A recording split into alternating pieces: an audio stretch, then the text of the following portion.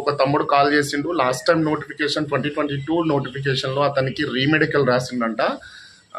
అతనికి వచ్చిన cut ఆఫ్కి BSF వచ్చేదని బాధపడుతున్నాడు.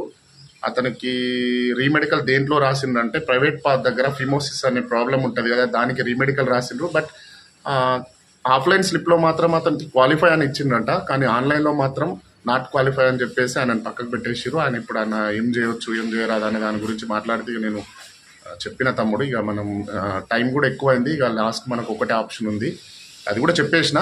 ఇంకొకటి ఏంటంటే మన ఇప్పుడు ఎవరైతే సెలెక్షన్ ప్రాసెస్లో తమ్ముళ్ళు ఉన్నారో ప్రైవేట్ పాత్ దగ్గర ఎవరిదైతే స్కిన్ వెనక్కి వెళ్లకుండా ఉంటుందో వాళ్ళు జాగ్రత్త పడండి. ప్రాబ్లం ఎక్కువగా ఉంటే చిన్న లేజర్ ట్రీట్మెంట్ ఒకటి రిక్వైర్ ఉంటుంది. ఒకవేళ ప్రాబ్లం చిన్నదైతే డాక్టర్ దగ్గర వెళ్తే కట్ చేసేస్తారు. చిన్న పెద్ద సమస్య ఏమి ఉండదు. నేను ఎందుకు చెప్తున్నా అంటే చిన్న ప్రాబ్లం కోసం ఆ మెడికల్ రీమెడికల్ నుంచి తీసేస్తే బాధగా ఉంటుంది కాబట్టి నేను తమ్ముళ్ళకు ఇదే చెప్తున్నా.